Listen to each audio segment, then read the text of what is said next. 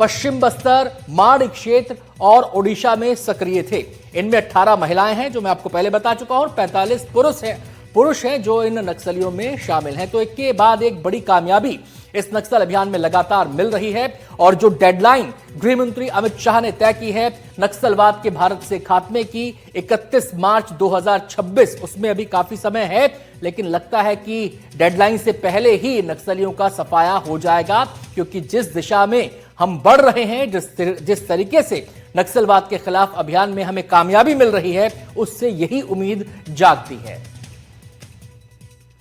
नक्सल मामले में दंतेवाड़ा पुलिस को आज एक अहम कामयाबी मिली है। आज 63 इनामी नक्सली दंतेवाड़ा में सरेंडर करने पहुंचे हैं। देख सकते हैं कि ये 63 इनामी नक्सली हैं, जिसमें से 18 महिला और 45 पुरुष शामिल हैं। 1 करोड़ 19 लाख रुपए की लागत के इनामी नक्सली पहुंचे हैं। इसमें से 7 नक्सलियों पर 8-8 लाख का इनाम, बाकी पर 5 लाख का, 2 लाख का, 1 लाख का, इस तरीके से 1 करोड़ 19 लाख के ये इनामी नक्सली हैं। अलग अलग डिवीजन, अलग अलग इलाके में सक्रिय नक्सली यहाँ पर सरेंडर करने के लिए पहुंचे हुए हैं। और आज एक बड़ी अहम कामयाबी दंतेवाड़ा पुलिस को मिली है, क्योंकि 63 लोगों ने नक्सलवाद का रास्ता छोड़ करके, ये देख सकते हैं बोर्ड पर लिखा हुआ है पूना मार्गेस पुनर्वास से पुनर्जीवन। ये गोंडी का शब्द है पूना मार्गेस, यानी कि नए रास्ते की तलाश में यहाँ पर समर्पण करके अब मूलभूत जो सरकार की सुविधाएं हैं उसको लेकर के मुख्य धारा से जुड़ेंगे। इसमें से हम कुछ लोगों से बात करने की कोशिश करते हैं। क्या नाम लिखते हैं, कहाँ से आए हैं, क्या है, क्या नाम लिखते हो आप? नियत बात पे दर में दे। कोसी। हिंदी जानते हो? नहीं जानते हो? तुम्हारा क्या नाम है? अर्जुन। अर्जुन, कहाँ से हो आप? कौन से गांव से हो अर्जुन? गमपुर। गमपुर से। हाँ। कब से नक्सली इसमें जुड़े थे, संगठन में? कितना दिन से जुड़े थे? 3 साल। 3 साल से जुड़े थे। हाँ। कोई हथियार वगैरह चलाते थे?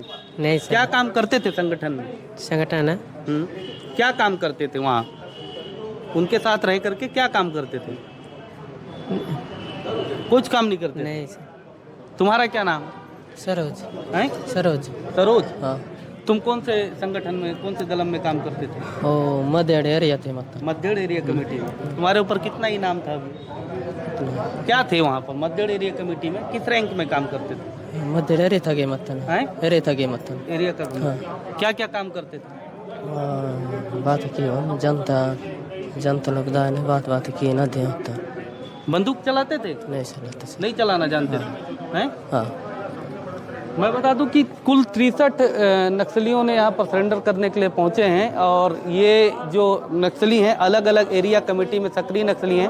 दंतेवाड़ा के एसपी भी यहाँ मौजूद हैं, उनसे ही बात करेंगे, उनसे ही जानेंगे कि किस किस कैडर के नक्सली थे और कितनी बड़ी सफलता इसे मानते हैं। सर, थोड़ा सा बताएंगे कि 63 नक्सली यहाँ सरेंडर करने पहुँचे हैं। इसमें से 18 महिला हैं, 45 पुरुष हैं, 1 करोड़ 19 लाख का इनाम है। क्या क्या इनका कैडर है, कहाँ कहाँ के ये नक्सली हैं?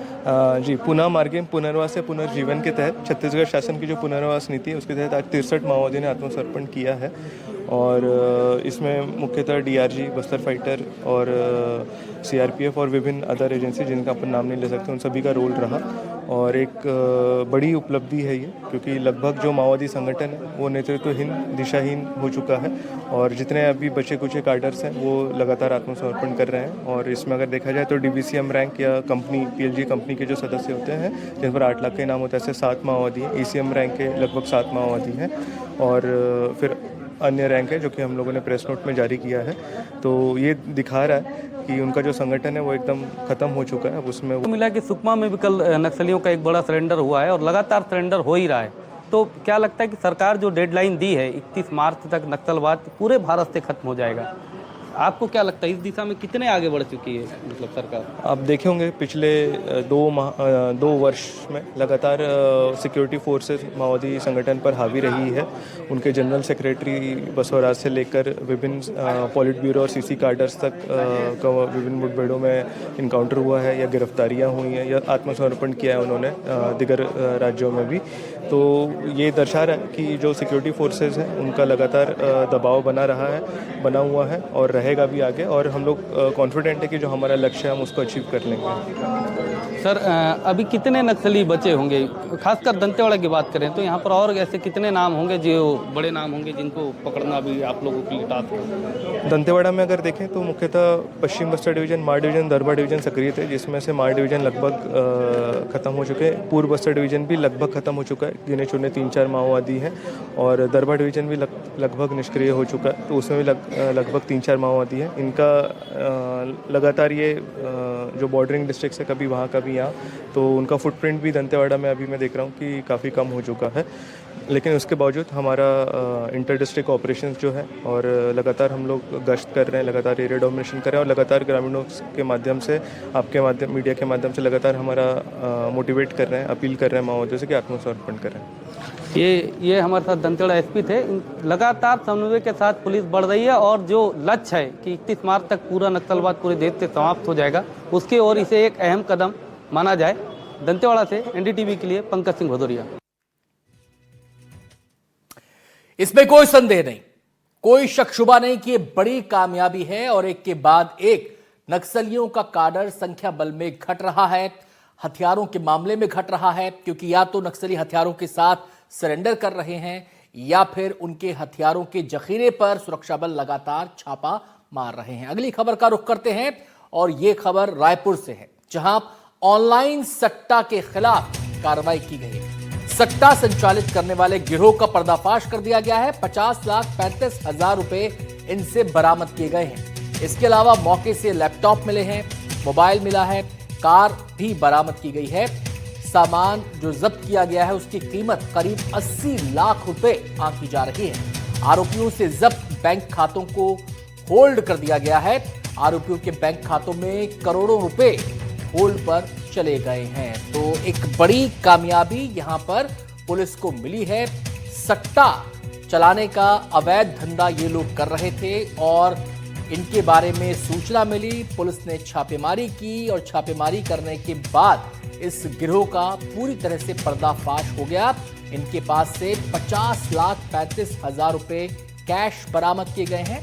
इसके अलावा मौके से लैपटॉप मिला है और बैंक खातों की जो जानकारी निकलकर सामने आई है उसके मुताबिक करोड़ों रुपए इनके बैंक खाते में है, जिनको फिलहाल होल्ड कर दिया गया है। इनके खाते से लेन देन पर पूरी तरह पाबंदी लग गई है। सीधे हम रुक करेंगे, हमारे संवाददाता नीलेश त्रिपाठी हमारे साथ जुड़ गए हैं और जानकारी देने के लिए। नीलेश, कब से ये लोग इस गोरख धंधे को चला रहे थे, कितने लोग इनके संपर्क में थे, कितने लोग इनके सट्टेबाजी के रैकेट का शिकार हो चुके हैं, बैंक खातों की क्या डिटेल्स मिल रही हैं? देखिए, अभी जो जानकारी मिली है, ये एक बड़ा सिंडिकेट जो खासकर ऑनलाइन सट्टा का पिछले 4-5 सालों में छत्तीसगढ़ में फैला है, वो उसी सिंडिकेट का हिस्सा है इन लोग। और बाहर से लौटे थे, घूमकर लौटे थे और उसके बाद से पुलिस पर की इनकी इन पर नजर थी। और जब उनकी जांच वाच की गई तब पता चला कि अलग अलग ऑनलाइन सट्टा ऐप के माध्यम से ये सट्टा खिलाते हैं और उसमें करोड़ों रुपए का उसमें हेरफेर होता है। और कार्रवाई जब की गई और इनसे पूछताछ की गई तो फिर इनके पास से बड़ी रकम जो कैश में बरामद हुई, करीब 50 लाख रुपए। और इसके अलावा इनके पास से बड़े पैमाने पर जो इनके बैंक अकाउंट है उनको भी फ्रीज किया गया है, क्योंकि उसमें भी करोड़ों रुपए होने के अनुमान है जो इसी तरह के अवैध गतिविधि से कमाए गए हैं, ऐसा आरोप पुलिस का है।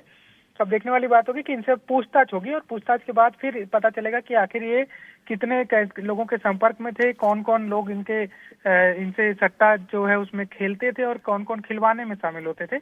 इन सारी चीजों पर खुलासा होना भी बचा है। शुक्रिया नीलेश आपका इस पूरी जानकारी के लिए।